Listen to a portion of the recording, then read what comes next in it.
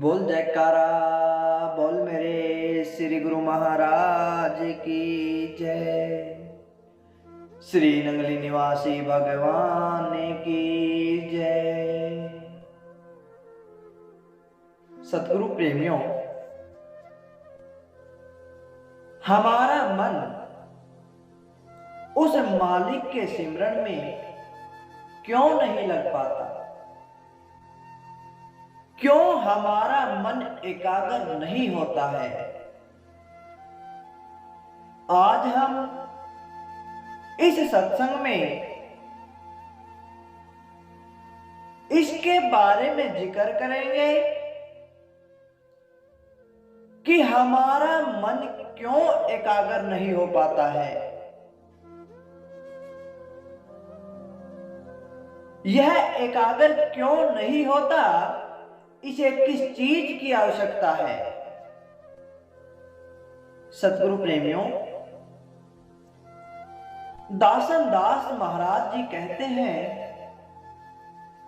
आंखें बार बार एह मन कुछ ढूंढन जांदा है, जिसनू ढूंढे ओने लबे फिर गोते खांदा है। भवरे वांगू भटक भटक के शांत मूल ने पांदा है। सतगुरु पूरे बाजो दासा कोई न रस्ते लांदा है। सतगुरु प्रेमियों, जिज्ञासु पुरुष इसी विचार में रहते हैं कि किसी प्रकार हमारा मन शांत हो जाए। मन का भटकना हमारी वृत्ति को अशांत कर देता है। मनन करने से जीव को बार बार नरक में जाना पड़ता है। जिस प्रकार के मन में विचार होते हैं, उसी प्रकार से यह जीव देह को धारण करता है। कर्मों को मनन करने से कर्म का फल भोगता है। कर्म अनादि है, जिससे जीव का छुटकारा कदापि नहीं होता। इसलिए विचारवान पुरुष मन की वृत्ति को संकोच कर रखना अपना परम कर्तव्य समझते हैं। जब तक मन एकाग्र नहीं है, सुख की प्राप्ति नहीं होती। जब तक किसी वस्तु की चाहना है, तब तक ही दुख है। हमारी इच्छा ही हमारे दुखों का कारण है। किसी महापुरुष ने कहा है कि तारीख तुम्हें बताएगी, दुनिया में खुशी का नाम नहीं। जिस दिल पे हवस का सिक्का है, उस दिल के लिए आराम नहीं। इसलिए यह बहुत ही हानि का कारण है। जो मन की डोर को संसार के विषयों की ओर लंबा करते जाते हैं, वे मूर्ख व्यक्ति यह जानते हैं कि इनमें हमें सुख मिलेगा या हमें सुख मिल रहा है, परंतु यह हमारी परम भूल है। हां, उनके लिए यह भूल नहीं है जो भंगी अपना काम करते समय उसको बुरा नहीं मानता, बल्कि मान समझता है, परंतु दूसरे मनुष्य उसके काम को बुरा समझते हैं। इसी प्रकार जो व्यक्ति इस मन की इच्छाओं को बढ़ाकर सुख मानता है वह मूर्ख है। संत महापुरुष कहते हैं कि मन को दौड़ाने में सुख नहीं है, बल्कि मन को एकाग्र करने में सुख है। सतगुरु प्रेमियों, संत उदाहरण के रूप में बताते हैं कि जैसे किसी वस्तु के खाने या पहनने की इच्छा होती है, जब तक वह वस्तु प्राप्त नहीं होती तब तक ही दुख और चिंता रहती है। जब वह वस्तु मिल जाती है तो मानव सुख मानता है, किंतु वास्तविकता यह है कि उस पदार्थ में सुख नहीं है, बल्कि मन के वापिस आ जाने पर, इच्छा समाप्त हो जाने पर हमें सुख की अनुभूति होती है। सतगुरु प्रेमियों, अब जरा ध्यान से समझिए। अब हमें किसी वस्तु की जरूरत है। आप अपने मन में किसी चीज की कामना कर लेते हैं, किसी चीज की इच्छा कर लेते हैं। आप सब यह ध्यान से सुने। आपने किसी वस्तु की इच्छा कर ली, हमें तब तक चिंता रहती है, तब तक दुख रहता है, जब तक वह चीज हमारे पास नहीं आ जाती। जब वह चीज हमारे पास आ गई, हमें सुख का अनुभव होता है, हमें आनंद मिलता है। इसका अर्थ क्या है? जब हमारे पास वह चीज आई तो हमारी इच्छा खत्म हो जाती है। उस चीज की जो कामना थी वह पूर्ण हो गई, वह खत्म हो गई, तब जाकर हमें आनंद मिलता है। संत महापुरुष भी तो यही कहते हैं कि इच्छाओं को खत्म करने पर ही सुख मिलेगा। क्यों न हम अपनी इच्छाओं को खत्म करके उस मालिक के चरणों में लगाए।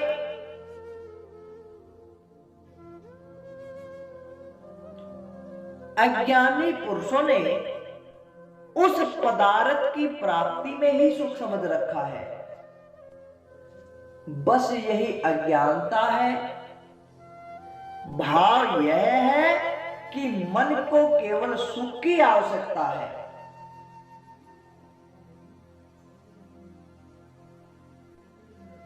सदा पानी पानी में समाकर अच्छा लगता है, दूध दूध में समाकर अच्छा लगता है, आग आग में समाकर अच्छी लगती है। अगर हम दूध के अंदर पानी मिलाएंगे वह अच्छी नहीं लगेगी, वह मिलावट कहलाती है। अर्थात आत्मा जिसकी अंश है सदा उसकी खोज में रहती है। मन को सुख रूप परमात्मा की आवश्यकता है। उस ज्योति स्वरूप का दर्शन करके मन शांत हो सकता है। परंतु दुख इस बात का है कि मन को इंद्रियां अपनी ओर खींचकर वास्तविकता से दूर कर देती हैं। इसलिए यह सत्य ही कहा है कि बार बार यह मन किसी वस्तु की खोज करता रहता है, परंतु जिसको ढूंढने जाता है वह इसे प्राप्त नहीं होती। भला प्राप्त भी कैसे हो? परमात्मा अगोचर है, इंद्रियां वहां कैसे जा सकती हैं? अब मन तो इंद्रियों के द्वारा वहां जाना चाहता है। परंतु इंद्रियां वहां स्वयं नहीं जा सकती। मन को कैसे ले जा सकती है वो? यह ठीक है कि मन मंत्री है, इंद्रियां इसके द्वारा अपना अपना रस ले रही है। तो अब कौन इसको वहां ले जा सकता है? सतगुरु प्रेमियों, वास्तव में मन को गुरु का शब्द ही वहां तक ले जा सकता है, बिना शब्द के वहां नहीं जा सकता। शब्द उस घर की आवाज को कहा गया है जो गुप्त है, इसलिए कहा है कि वह गुप्त शब्द सतगुरु देव से ही प्राप्त होता है। यह मन भंवरों के समान फूलों पर भटकता रहता है। फूल के आकार से इसका कोई मतलब नहीं है, इसको केवल उसकी सुगंध से ही काम है। इसी प्रकार वास्तव में ही यह मन उस व्यापक सत्ता की खोज करता है। जहां जहां वह सत्ता अलग हो जाती है तो फिर यह मन लौट आता है। यह मुर्दे से प्रेम नहीं कर सकता। भावरे के समान उस सुगंध को लेता है। वास्तव में फूल ने सुगंध को अपने अंदर छुपा रखा है। जिस प्रकार आग को धुएं ने ढक लिया, उसी प्रकार व्यापक प्रभु की ज्योति को इस पंच भौतिक शरीर ने ढक रखा है। पूर्ण सतगुरु ही अपनी कृपा के द्वारा इस मन को उस मालिक के साथ शब्द का मंत्र देकर तथा उस शब्द में लीन कराकर वहां तक पहुंचा देते हैं। वहां से शब्द उठता है और उठकर जहां जाता है वह सब भेद सतगुरु बता देते हैं। फिर यह मन उस शब्द में लीन होते ही अपने घर को पहचान लेता है और सदा के लिए सुखी हो जाता है। वास्तव में बादशाह अपने घर से निकलकर व्याकुल हो जाता है। अपने घर से निकलकर वह दुखी हो जाता है। ऐसे ही यह मन भी अपने ब्रह्मांड घर से निकलकर पिंड में आ जाने से अपनी शक्ति को खो बैठा है। इंद्रियों का शिकार होकर दुखी हो जाता है। यह वास्तविकता से दूर हो जाता है, किंतु इसे वहां अपने असली घर पूर्ण सतगुरु ही पहुंचा सकते हैं। सतगुरु प्रेमियों, संत महापुरुष कहते हैं कि जरा दिल को लगा देखो कि अंदर क्या नजारा है। जरा सर को झुका देखो, रूप कैसा तुम्हारा है। 5 तत्व का पुतला नजर आता है जो तुमको, इसी में रतन मणि का भरा भंडार भरा है। करो तुम लाख तजवीजे योग जप ज्ञान पाने की, गुरु बिन शांत न आवे, नहीं खुलता वह द्वारा है। जरा दिल को लगा के देखो कि अंदर क्या नजारा है। खींच कर प्राण को अंदर चले जाओगे निज मंदिर। खींच कर प्राण को अंदर चले जाओगे निज मंदिर। वहां की यह निशानी है, चमकता लाख तारा है। जरा दिल को लगा कर देखो कि अंदर क्या नजारा है।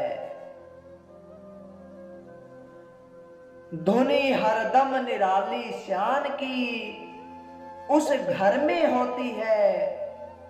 संत कहते हैं कि धुनी हरदम निराली शान की उस घर में होती है। वही सुनता है कि जिसको किया सतगुरु इशारा है। जरा दिल को लगा कर देखो कि अंदर क्या नजारा है।